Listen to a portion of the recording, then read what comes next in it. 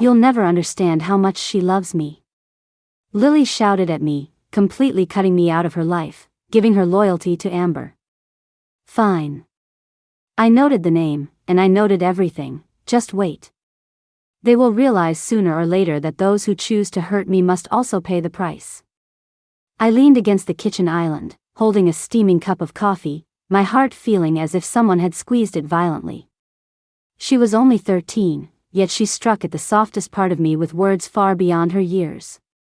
I lifted my head, my gaze calm but sharp. "Lily, what you're saying now is your own choice, but that doesn't change the fact that I am your mother."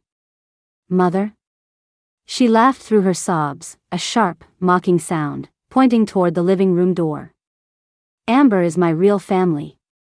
She understands me, spoils me, and never forces me to do boring homework or go to bed early like you." On the sofa in the living room, Amber leaned lightly against Rick's shoulder, their fingers intertwined, eyes filled with the smug superiority of a winner. Rick stood at the doorway, folder in hand, his expression grim. In that moment, I saw their alliance clearly, and the bond between my daughter and me had been severed in two. "You can't just," my voice trembled, but reason told me not to cry. "I don't want to stay here." Lily screamed, turning and rushing to her room, slamming the door violently. Soon, the sound of zippers and boxes colliding followed. She was packing. Rick lightly tapped the doorframe, his tone edged with threat. "Sign the custody transfer papers. It's better for everyone." Amber smiled as she approached me, her eyes gentle yet sharp. "You're so stubborn. Why not accept reality?" Lily chose me. She wants freedom. I gripped the coffee cup, feeling the heat burn my palms, restraining the impulse to slam it on the table. Sunlight poured into the kitchen, yet it could not illuminate the chill in my heart. After Lily left, my life lost its color. The first 2 weeks were utter despair. The kitchen lights felt harsh, and every time I picked up the phone, I hoped for a message from her, but there was only silence. Then, I discovered the power of freedom. I signed up for pottery classes. Every Tuesday evening, clay spun and shaped in my hands, as if kneading all past grievances into the earth, slowly polishing them away. I joined a book club and, for the first time, read an entire book uninterrupted. The feeling of being respected washed over me like a warm current. I started running again, the flow of air reminding me of my own breath. I lost 15 pounds, my body light enough to feel almost like flying. Work went surprisingly well. Without Lily's arguments or Rick's frequent calls, I was unusually focused. When the promotion letter arrived, my hands trembled slightly, not from fear, but from satisfaction. It was a victory that belonged entirely to me. Of course, fragments of memory occasionally surfaced, Lily yelling in the kitchen, "You're just jealous because you can't spoil me like Amber," Amber buying her an expensive bag, with Lily giving me a mocking look, Rick saying in front of me, "Maybe you're too strict." Every moment was a knife cutting into my heart, but now, I had the power to turn them into action rather than tears. 6 months later, I heard cracks forming in their lives.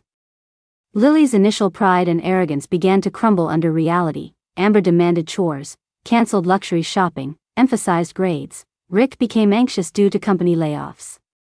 Lily's voice grew urgent. She called me again, crying, helpless, "Mom, I can't take it, they're too strict with me." I didn't immediately agree. She needed to take responsibility for her choices. Calmly, I listened, noting every detail, my mind already plotting the next step. That weekend, without informing Rick or Amber, I returned to their neighborhood. I observed quietly, noting Amber's daily routine, shopping habits, and Rick's anxiety at home. I knew they were used to controlling everything, never realizing someone was quietly waiting to make them taste chaos. Step 1: Lily's social circle. I anonymously shared information with her friends and school, revealing Amber's past extravagance, party violations, and allowance of underage drinking. Lily's friends began questioning her current life. Her social circle began to drift away. Then, through legal channels, I obtained details of Amber's frozen credit cards and contacted the suppliers she relied on to temporarily suspend services. I stayed within the law, yet the effect was enough to make Amber anxious. Next, I quietly spread anonymous messages within Rick's work circle. Someone noted his failures in family matters, hinting it might affect promotions and bonuses. Rick began checking emails obsessively, suspecting his colleagues. The most satisfying part was the carefully orchestrated confrontation. One Friday night, I appeared at their door. Amber was preparing dinner. Lily sat at the table, crying. Rick's face went pale at my presence. Why? Amber's voice trembled, trying to mask her surprise. I stepped in, calm and deliberate, eyes sharp. You think you can control everything? You forgot that those who choose must face the consequences. Amber's hands shook, Rick's breathing was rapid. I began exposing their actions one by one: social exposures, financial troubles, school complaints. I listed all the indulgences and spoiling Lily had received, and the societal consequences they caused. Every detail was factual, precise, and undeniable. Your sense of security has always been built on others' patience, I said, my voice low, each word like a needle piercing their hearts. Amber began to tremble, tears streaming. You're. Rick stammered, you can't, we're her family. I sneered, real family doesn't bind children with material indulgence or leniency, nor do they let them suffer. You are merely performers, unable to bear even the simplest responsibility. Lily looked on, astonished. She had never seen me so calm and ruthless. I slowly walked to her side, gently holding her hand. Do you see now? Those who choose freedom must also bear the consequences. Amber and Rick exchanged glances. Begging slipped from their mouths, voices quivering. Please, don't, we'll change, we promise. I didn't waver, simply placing the folder down. Your panic is self-inflicted. Your loss of control is your choice. I'm only making it come true. In that moment, the room was filled with silence and trembling breaths. Lily held my hand tightly, and I felt a long-lost sense of calm and victory, not insult, not anger, but the rightful order restored. They finally understood, not every indulgence and leniency earns loyalty, and not every oppression forces submission.